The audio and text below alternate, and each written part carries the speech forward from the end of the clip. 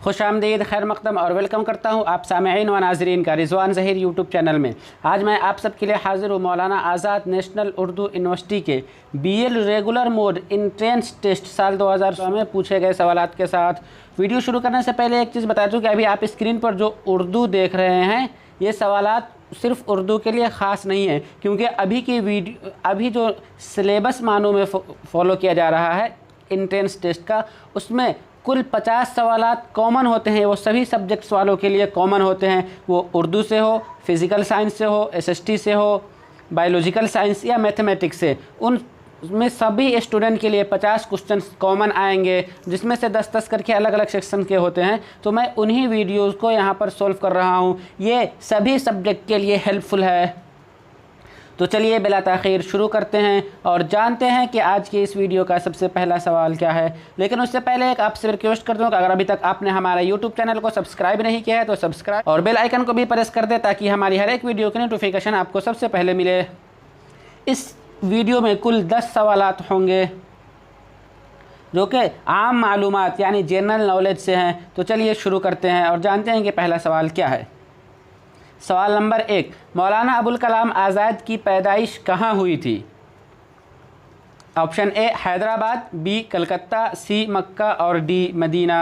तो इस सवाल में बहुत सारे लोग फंस जाते हैं, क्योंकि मौलाना आज़ाद हिंदुस्तान के बहुत मशहूर रहनुमा थे, इसलिए उनकी पैदाइश हिंदुस्तान में ही होगी। लेकिन इस सवाल का सही जवाब ऑप्शन सी मक्का, उनकी पैदाइश मक्का मुअज़्ज़मा में हुई थी।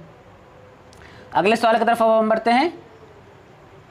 जनाब रामनाथ कोविंद हिंदुस्तान के सदर बनने से पहले किस सूबा के गवर्नर थे? यानी अभी जो मौजूदा प्रेसिडेंट है जनाब रामनाथ कोविंद, वो प्रेसिडेंट बनने से पहले किस सूबा, किस राज्य के गवर्नर थे? तो option A Bihar, B Punjab, C Bengal, D Haryana. तो इस सवाल का सही जवाब है ऑप्शन ए बिहार। अगले सवाल की तरफ बढ़ते हैं। सूरज से निकलने वाली रोशनी को ज़मीन पर पहुंचने में कितना वक्त लगता है? यानी सूरज से जो किरण निकलती है लाइट, वो ज़मीन तक, पृथ्वी तक, अर्थ तक पहुंचने में उसे कितना समय लगता है? Option A 2 minute, B 4 minute, C 6 minute और डी 8 मिनट। तो इस सवाल का सही जवाब है option D 8 minute, 8 minute 22 second लगभग वक्त लगता है। अगला सवाल है, मणिपुर की राजधानी कहाँ है? यानी भारत का एक राज्य स्टेट है मणिपुर, उसकी कैपिटल कहाँ है? Option A Shillong, B Imphal, C Kohima और डी ईटानगर। तो इस सवाल का सही जवाब है ऑप्शन बी इम्फाल, मणिपुर की राजधानी इम्फाल है। उसी तरह बाकी जो ऑप्शन में देखें ना, ऑप्शन ए जो शिलोंग है, शिलोंग राजधानी है मेघालय की, कोहिमा राजधानी है नागालैंड की और ईटानगर राजधानी है अरुणाचल प्रदेश की। अगले सवाल की तरफ बढ़ते हैं। इराक़ की करेंसी क्या है? ऑप्शन ए दिनार, बी रियाल, सी येन और डी डॉलर। तो इस सवाल का सही जवाब है ऑप्शन ए दिनार। इराक़ की करेंसी इराक़ी दिनार है और ये जो येन देख रहे हैं वो चीन की करेंसी है। अगले सवाल की तरफ हम बढ़ते हैं। हिंदुस्तान में कौमी यौम साइंस यानी भारत में नेशनल साइंस डे कब मनाया जाता है? ऑप्शन ए 28 फरवरी, बी 1 मई, सी 5 जून और डी 5 सितंबर। तो इस सवाल का सही जवाब है ऑप्शन ए। भारत में नेशनल साइंस डे 28 फरवरी को सर CV रमन के बर्थडे पर मनाया जाता है। और उसी तरह इसमें पूछा जा सकता है कि इंटरनेशनल साइंस डे कब मनाया जाता है? तो इंटरनेशनल साइंस डे 10 नवंबर को मनाया जाता है, जिसे वर्ल्ड साइंस डे के नाम से भी जानते हैं। अगला सवाल है, बेगम हज़रत महल का ताल्लुक़ किस खेल से है? बेगम हज़रत महल जिन्हें अवध की बेगम से भी अवध की बेगम के नाम से भी जाना जाता है, उनका ताल्लुक़ किससे? Option A cricket, B hockey, C football और डी बैडमिंटन। तो इस सवाल का सही जवाब है ऑप्शन सी फुटबॉल। यानी बेगम हज़रत महल के नाम से एक फ़ुटबॉल ट्रॉफ़ी होती है, बेगम हज़रत महल कप। अगले सवाल की तरफ हम बढ़ते हैं। सवाल नंबर 8, बेहतरीन फिल्म के लिए ऑस्कर अवार्ड 2018 किसे दिया गया? यानी ऑस्कर अवार्ड जो कि हर साल फिल्म इंडस्ट्री के फील्ड में बेहतर नुमाया काम करने वाले शख्सियात को दी जाती है, उनमें अलग अलग शोबे होते हैं, acting, best film, best actress, हर उसमें यहाँ सवाल जो पूछ रहा है ऑस्कर बेहतरीन फिल्म के लिए, यानी बेस्ट फिल्म ऑस्कर अवार्ड 2018 किसे दिया गया? Option A moonlight, B the ship of water, C birdman और डी स्पॉटलाइट। तो इस सवाल का सही जवाब है option B, the ship of water को ही साल 2018 में ऑस्कर अवार्ड दिया गया। और ऑप्शन ए जो है मूनलाइट 2017 में बेस्ट ऑस्कर अवार्ड फिल्म रही थी, और बर्डमैन को बेस्ट फिल्म का अवार्ड 2015 में दिया गया था।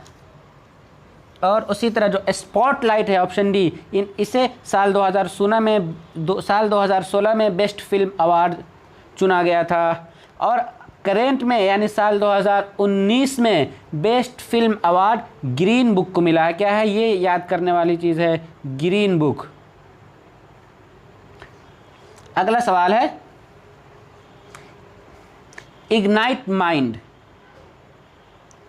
के मुसन्निफ यानी राइटर कौन है? ऑप्शन ए मौलाना अबुल कलाम आज़ाद, बी APJ अब्दुल कलाम, सी हुमायूं कबीर और डी महात्मा गांधी। तो इस सवाल का सही जवाब है option B, APJ Abdul Kalam ने ही इग्नाइट माइंड किताब लिखी है, जिसमें बच्चों के लिए स्पेशली ये किताब बच्चों पर फोकस करके लिखा गया है, उनके माइंड, उनके जहन को बताया गया है।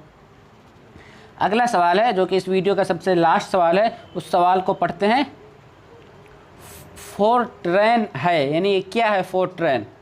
Option A first generation language, B second generation language, C third generation language और डी फोर्थ जनरेशन लैंग्वेज।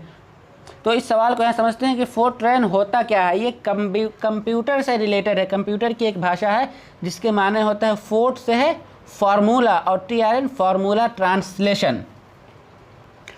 और ये क्या है? यहाँ 4 ऑप्शन कंप्यूटर की भाषा में अलग अलग जनरेशन के लैंग्वेज बताए गए हैं, फर्स्ट सेकेंड थर्ड। तो हम चारों पे बात कर लेते हैं। फर्स्ट जनरेशन लैंग्वेज क्या है? वो है बाइनरी मशीन लैंग्वेज। कंप्यूटर की first generation language binary machine language है। और सेकेंड जनरेशन लैंग्वेज जो है machine dependent assembly language. Second generation जो कहता है मशीन डिपेंडेंट असेंबली लैंग्वेज। और ऑप्शन सी जो दिख रहे हैं थर्ड जनरेशन लैंग्वेज, इसे 3GL भी लिखा जाता है। क्या? इसे 3GLS के तौर पे भी लिखा जाता है। यही फोर्ट्रैन लैंग्वेज कहलाता है, जो कि हाई लेवल लैंग्वेज होता है, जिसके एग्जांपल में ऐसे C++, जावा वगैरह के जो लैंग्वेज आते हैं वो थर्ड जनरेशन लैंग्वेज में आते हैं। तो इसलिए इस सवाल का सही जवाब है option C, third generation language. तो चलिए आज की इस वीडियो में बस इतना ही। हम फिर मिलेंगे आप सबों से अगले वीडियो जनरल उर्दू में। तब तक के लिए दीजिए हमें इजाज़त, मिलते हैं फिर। और चलते चलते रिक्वेस्ट कर दूं कि अगर अभी तक आपने हमारे यूट्यूब चैनल को सब्सक्राइब नहीं किया है तो सब्सक्राइब कर लें और बेल आइकन को भी प्रेस कर दें, ताकि हमारी हर एक वीडियो की नोटिफिकेशन आपको सबसे पहले मिले। सब्सक्राइब कीजिए हमारा YouTube चैनल और बेल आइकन को प्रेस कीजिए लेटेस्ट नॉलेजेबल वीडियो सबसे पहले पाने के लिए।